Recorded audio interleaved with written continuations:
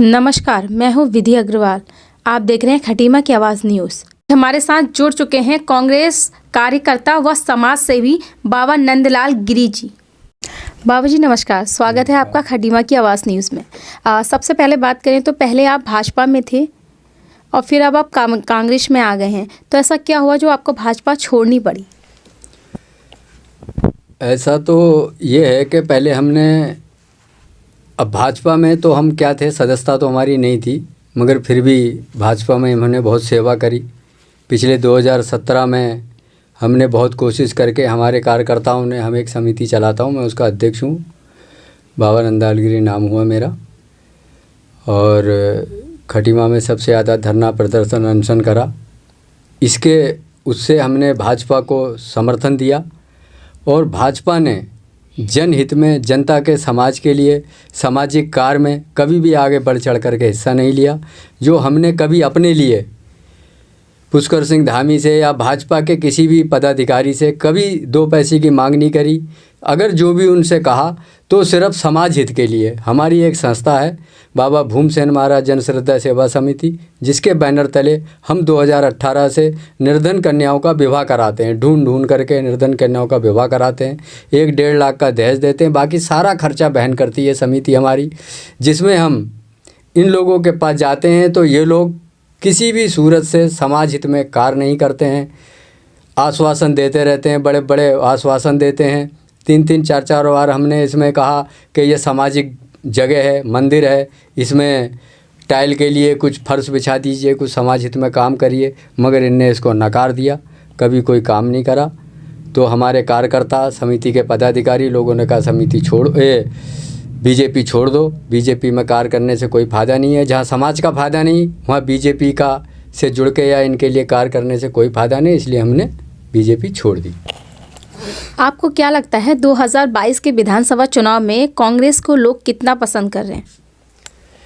इस समय ये चल रहा है सन 2022 में, इस मंगलवार से हमने बाबा भूमसेन महाराज से आशीर्वाद लेके श्री भुवन कापड़ी जी को आशीर्वाद दिया है। इस 2022 में भुवन कापड़ी बहुत बड़े बहुमत से जीतेंगे, क्योंकि प्रशासन को, जनता को, पूरे समाज को परिवर्तन चाहिए। महंगाई बहुत बढ़ चढ़ के आसमान पे पहुंच गई है। जो 80 रुपये लीटर का तेल था 200 रुपया हो गया है। जो 500-600 का सिलेंडर था वो 1000 पहुंच गया है। गोभी कभी 5 रुपये 10 रुपये की दुकानदार कहता था छांट लो कोई सा भी फूल को गोभी का, वो आज 50-60 रुपये से नीचे नहीं उतर रहा है। अगर एक गरीब व्यक्ति 350 रुपये दिहाड़ी कर रहा है तो वो शाम तक 3 रुपये घर नहीं ले आ रहा अपने बच्चों को चीज़ टाफी गोली के लिए, क्योंकि शाम तक वो सब्जी 100 रुपये की खरीद रहा है, 50 रुपये का तेल खरीद रहा है, 50 रुपये का राशन खरीद रहा है, और घर जाने तक उसके पास कोई पैसा नहीं बच रहा है। गरीब और गरीब हो गया है, गरीब मरणासन में पहुंच गया है। गरीब को इनने गरीब बना दिया और पूंजीपति होते चले जा रहे हैं। इस बार भुवन कापड़ी जी की टक्कर सीधे मुख्यमंत्री पुष्कर सिंह धामी जी से है, तो आपको क्या लगता है कि कांग्रेस इसमें जीत हासिल करेगी? हम तो जैसे क्षेत्र में घूम रहे हैं, जो अपने समिति कार्यकर्ताओं से मिल रहे हैं, क्योंकि हमने इस बार 5 कन्या का विवाह कराया, वो भी सब लोकल के लोग हैं, मेला घाट, पकड़िया, सिसैया। तो इन लोगों के जन जन में घूम के ये लग रहा है कि भुवन कापड़ी 110% भुवन कापड़ी की जीत है। लोग 100% की बात करते हैं। हम अपने मार्फत से, अपने समिति के मार्फत से, अपने स्वयं के उससे विश्वास से कहते हैं कि भुवन कापड़ी 110% में जीत हासिल कर रहे हैं और दूर दूर तक सीएम नहीं जीत रहे हैं। और उत्तराखंड जब से बना है, मैं एक बात बताऊं, जब से ये उत्तराखंड बना है 4थी बार ये इलेक्शन हो रहा है मुख्यमंत्री का। वैसे 11वें मुख्यमंत्री बने हैं पुष्कर सिंह धामी, और आज तक देवभूमि उत्तराखंड का ये श्राप है, जिसके कार्यकाल में इलेक्शन हुआ, चाहे वो कांग्रेस का हुआ, चाहे बीजेपी का हुआ, या जो भी हुए, वो अपने कार्यकाल में जिसने इलेक्शन लड़ा है, देवभूमि का ये श्राप है, वो इलेक्शन हारा है। इसलिए पुष्कर सिंह धामी भी इस इलेक्शन को हारेंगे। ये देवभूमि का श्राप है। मुख्यमंत्री पुष्कर सिंह धामी 6 महीने से मुख्यमंत्री हैं, तो उनके द्वारा जो कराए गए कार्य हैं उनके बारे में आप क्या कहेंगे?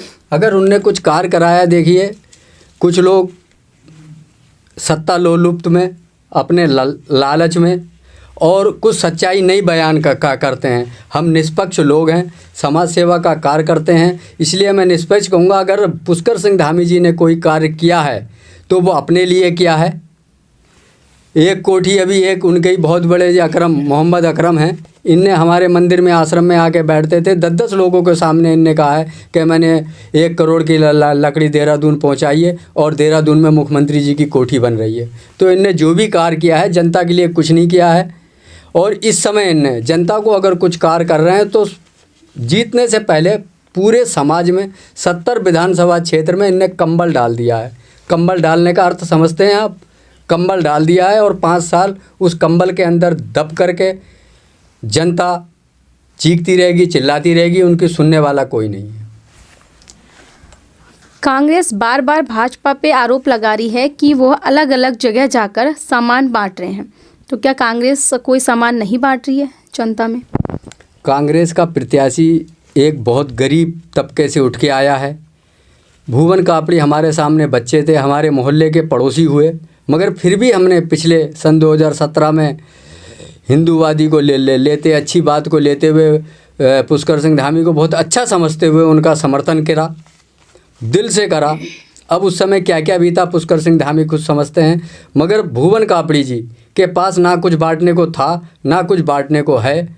वो कोई प्रलोभन नहीं दे रहे हैं, ना कंबल बांट रहे हैं, ना रजाई बांट रहे हैं, ना राशन बांट रहे हैं, ना दारू बांट रहे हैं, ना मुर्गा बांट रहे हैं। वो अगर लोगों को बांट रहे हैं तो प्यार बांट रहे हैं, लोगों पे एक विश्वास जता रहे हैं कि मैं जीता तो मैं गरीब जनता के लिए कार्य करूंगा, विकास करूंगा, बेरोजगारी हटाऊंगा, महंगाई हटाऊंगा, यही बांट रहे हैं वो। बाकी कोई सामान नहीं बांट रहे हैं। बीजेपी झूठा आरोप लगा रही है, क्यों? बांटने के लिए उनके पास है ही नहीं। बांटने के लिए कांग्रेस सरकार, श्री भुवन कापड़ी जी मुद्दा लेके आए हैं बेरोजगारी का, और बीजेपी सरकार कंबल और नोटों का बंडल लेके आई है। अगर बांटने का आरोप है तो सत्ता में है वही बांट सकते हैं। हाँ, एक आखिरी सवाल आपसे। देखा जा रहा है कि जगह जगह भाजपा के कार्यकर्ता ही भाजपा को छोड़ रहे हैं, तो इसके बारे में क्या कहना है आपका? अब भाजपा के जो सच्चे कार्यकर्ता थे उनने छोड़ा। अगर छोड़ रहे हैं तो मैं ये कहूँगा कि उनको दिल में कहीं दुख पहुँचा है, उनका सम्मान नहीं हुआ है।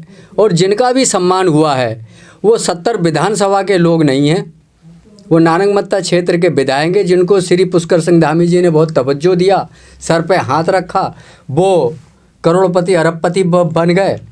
और जो 70 विधानसभा के वोटर हैं उनको ध्यान ही नहीं दिया, उन पर तवज्जो ही नहीं करी।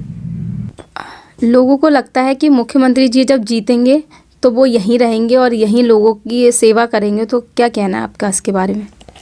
मैं ये कहना चाहूँगा ठीक शब्दों में, देखिए मुख्यमंत्री या कोई प्रधानमंत्री या कोई सरकार, हम मनुष्य हैं, मनुष्य पैदा हुए गरीबी में रहे, हिम्मत बहुत है।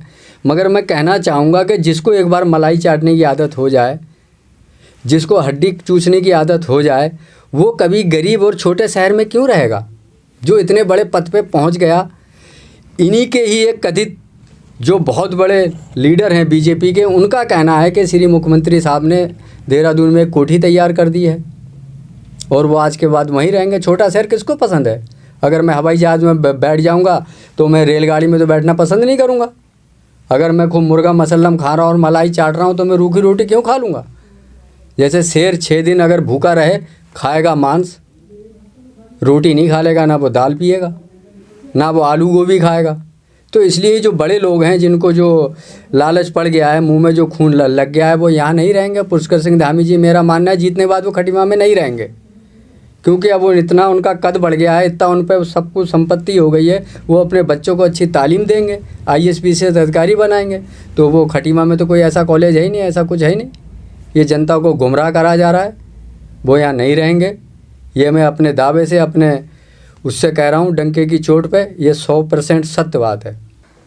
तो आपको क्या लगता है फिर 2022 में कांग्रेस की सरकार आएगी? 2022 में कांग्रेस की सरकार डेफिनेटली आएगी, 100% आएगी। और यहाँ से खटीमा से श्री भुवन कापड़ी जी भारी बहुमत से जीत रहे हैं। जनता में जगह जगह रोष है, हर गांव में जाइए, गरीब तबके के लोगों में बहुत रोष है, बहुत गुस्सा है, और वो परिवर्तन चाह रहे हैं। कहीं रोड नहीं बना है, कहीं नाली नहीं बनी है, 100 परेशानियां हैं।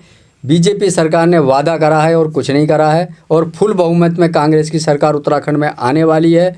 और भुवन कापड़ी खटीमा से जीत करके एक इतिहास रचेंगे कि चौथा मुख्यमंत्री भी उत्तराखंड बनने के बाद चौथा मुख्यमंत्री भी हार का मुंह देख करके अपने गंतव्य जगह को चला गया। बहुत बहुत धन्यवाद आपका, जो आपने हमें अपना कीमती समय दिया। Thank you.